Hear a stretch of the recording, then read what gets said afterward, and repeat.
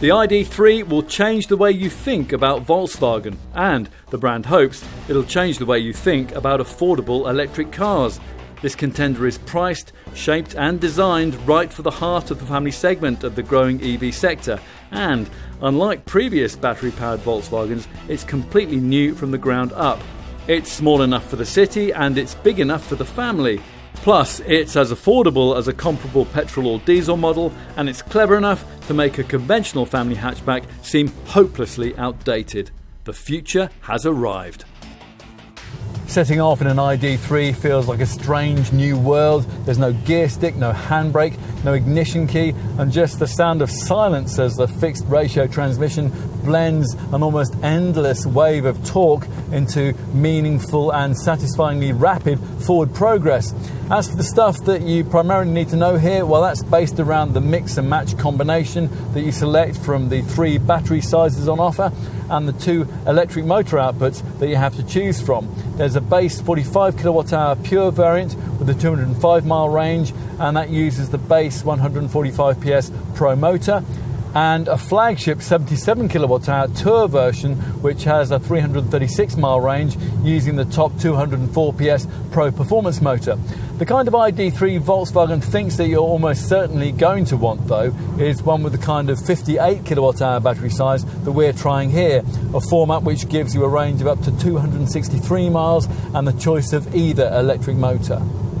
Like the original Beetle, the ID3 is rear-driven, which makes it superbly manoeuvrable in town and gives it a London taxi-like 10.2 metre turning circle. Beyond the city limits, that drive format allows a perfect 50-50 weight distribution, which, together with the low centre of gravity of the central battery pack, helps to disguise the portly weight this ID3 has to carry around.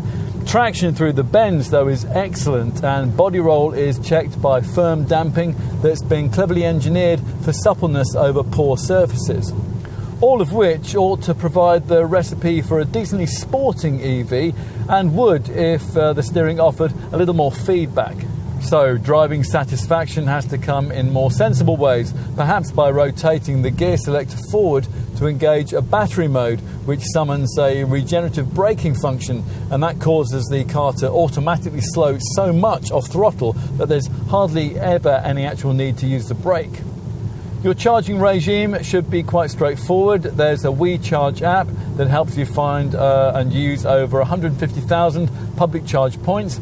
An AC one-phase 7.2 kilowatt garage wallbox would replenish the car from 0 in 9 hours 30 minutes. An AC three-phase 11 kilowatt charger would reduce that to 6 hours and 15 minutes. And if you find a public rapid charger, DC3 100 kilowatt point, replenishing your ID3 from 5 to 80% will take just 35 minutes. So what kind of design is it? Well, let's take a look. A one-box shape built around its passengers with uncommonly short overhangs, and the axles moved well apart to create a wheelbase almost as long as a Passat. There's a strong C-pillar, a classic Volkswagen design feature, which on the driver's side houses a charging flap, and a softly modelled side section that curves under the rising shoulder line of quite a sporty silhouette, which features a low glass house emphasised by dark finishing for the roof, the window frames and the B-pillar. The wheels are also aerodynamically optimised, and they're large, measuring up to 20 inches. We've got the 19-inch Andoya rims here. But what's really important is what you can't see. All the key drive stuff sits over the rear axle, principally the single-speed gearbox and the permanent magnet synchronous electric motor which has been mated to it. Now this is powered by a high-voltage battery, and that has been efficiently packaged in the underbody to save space, which leaves nothing to sit here at the front end but a few auxiliary units like the air conditioning compressor and, of course, the steering rack. So, just as with the original rear-engine Beetle, there's no need for a grille. We are a brand that was born without a grille, says design chief Klaus Sikora. Whatever your chosen colour, dark shades dominate at the rear. The black finish of this large roof spoiler extends down into a central tailgate panel with the brand and model badging. Enough with outside. What will the car that Volkswagen describes as your new personal companion be like to live with in the cabin? Well, there are plenty of things you'll need to adjust to as you enter this wide, narrow light strip below the windscreen. The ID light will indicate the car's readiness to drive. You sit quite high on top of all those batteries, and the interior design is, it has a minimalist, open plan, but rather clinical feel, which Volkswagen has tried to unsuccessfully lift by imprinting play and pause symbols on the two footwell pedals. There's not much in the way of switchgear, and of course you do without the conventional instruments. All of that's replaced by a couple of TFT displays, a little 5.3-inch one behind the steering wheel, and a main tablet of 10 inches in size in the centre of the dash. It all feels a generation on from the cabin design that you'd find in rivals like Nissan's Leaf and Kia's e-Niro.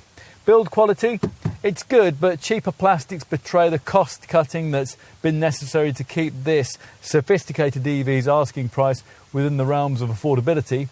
Just as an arrival BMW i3, the gear selector is housed in a right-hand protrusion here from the instrument binnacle, although here there's the additional novelty in the fact that the whole binnacle moves up and down as you adjust the wheel.